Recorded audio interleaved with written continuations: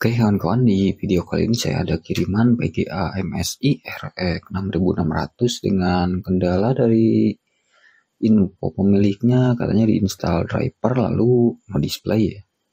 Dan setelah sampai sini saya lakukan pengecekan, udah tes install driver, dia kebaca normal, saya tes benchmark pun normal ya. Dan sampai sekarang saya tes di load dia di 3D Mark.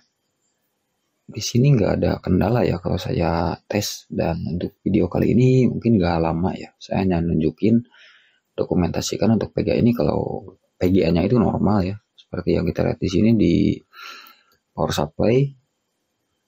Untuk powernya dia di 13-14 ampere, begitupun untuk kuatnya ya, sini 170-an kalau dilihat dari ampere power supply ya, kurang lebih, walaupun mungkin nggak 100% akurat, kurang lebihnya di 170-an watt, karena di sini yang saya ukur total ya, dari slot PCIe, dari pin power 8 pin ya, diukur semua.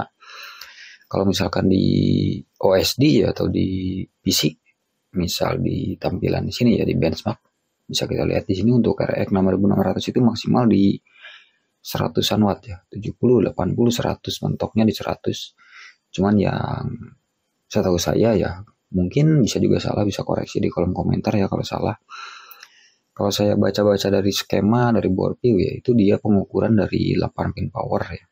Jadi nggak total keseluruhan diukur, beda halnya dengan pengukuran di power supply atau ampere meter yang seperti ini ya. Oke, dan mungkin di video ini saya nggak bikin penjelasan tentang PGA ini karena PGA-nya normal ya. Mungkin saya sambil jawab beberapa komentar ya. Untuk komentarnya mungkin gak saya tampilkan juga, cuman karena banyak yang nanya dan saya nggak sempat balas-balasin semua ya. Dan udah lumayan lama juga, saya nggak berapa hari ya, saya nggak sempat bikin video, entah PGA yang sampai itu gagal ya karena yang kebakar, kebanyakan yang kebakar, yang short untuk sekarang. Ada juga yang komponennya stok lagi kosong karena lagi habis libur ya, lumayan lama kemarin. Dan di sini saya mau jawab beberapa pertanyaan.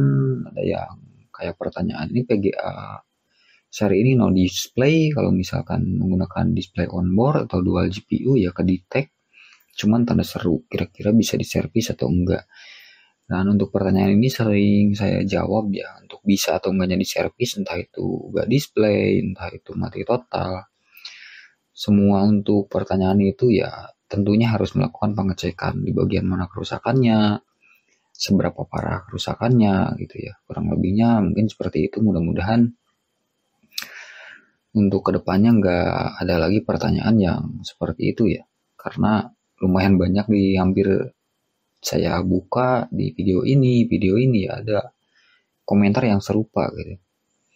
Dan untuk pertanyaan kayak PGA ini ya, ada juga pertanyaan biaya PGA short ya, untuk kemarin di konten yang RTX 3070. Saya ada PGA RTX 3070 ya, dia menanyakan PGA short ini biayanya berapa. Dan tentunya untuk kasus short ya, setiap saya bahas itu biasanya saya jawab tergantung kerusakan ya, entah yang bertanya di Shopee atau di WA ke saya ya, biayanya berapa tergantung kerusakan. Artinya komponen apa aja yang perlu diganti dan seberapa sulit untuk proses garap. Kayak misal yang short seperti ini, ada juga yang sampai jebol ke jalur, kita harus roak jalur ya, dan nyambung jalur yang terputus gitu. Dan komponen pastinya karena short ada kemungkinan komponen lain juga rusak ya, jadi artinya harus melakukan pengecekan. Cuman kalau untuk estimasi, mungkin ada estimasi ya. Kalau bertanya soal biaya paling mahalnya berapa sih untuk servis PGA, untuk paling mahal saya nggak bisa bilang ada biaya maksimal untuk di servis PGA ya, karena contohnya kayak kasus rumit, misal kasus chipset rusak, VRAM rusak berapa. Kalau misalkan chipset itu bisa kawan-kawan cari aja di Google ya, bisa searching untuk chipset PGA apa. Rata-rata untuk chipset, apalagi kalau baru ya, itu mungkin bisa jadi lebih mahal dari harga PGA-nya. Entah PGA bekas atau PGA baru, kebanyakan lebih mahal ya, walaupun ada yang ya setara dengan harga PGA-nya ya. Saya rasa itu nggak worth it buat di servis gitu. Cuman Kalau misalkan untuk estimasi mungkin tergantung di seri, bisa di chat aja entah ke Shopee atau ke WA ya. Untuk kontak saya bisa cari di Google juga ada. Dan untuk pertanyaan terakhir nih yang saya lihat ya, yang terakhir ada pertanyaan kayak pin power apa di PGA saya ada pinnya ada yang lupas ya, gimana solusinya ya. Mungkin untuk pin selagi belum gosong bisa ditambal menggunakan ngambil dari pin PGA lain ya, untuk semacam kurang lebihnya yang short atau kebakar ya. Untuk terkelupas atau komponen lepas ya solusinya diganti komponen. Kalau pin yang kelupas ya paling diganti, ngambil dari PGA yang normal ya. Bisa yang rusak maksudnya, yang masih bagus kita ambil pinnya, dilem menggunakan lem UV, dan untuk jalur disambung. Oke, mungkin untuk video ini karena PGA nya juga normal ya, untuk PGA ini nggak ada masalah. Mungkin nanti untuk pemiliknya bisa tes ulang di sana, entah pengetesan menggunakan PC lain atau coba di DDU dulu atau ganti PSU ya, mungkin dari PSU yang nggak kuat. Mudah-mudahan nanti di sana PGA nya nggak problem ya PGA ini.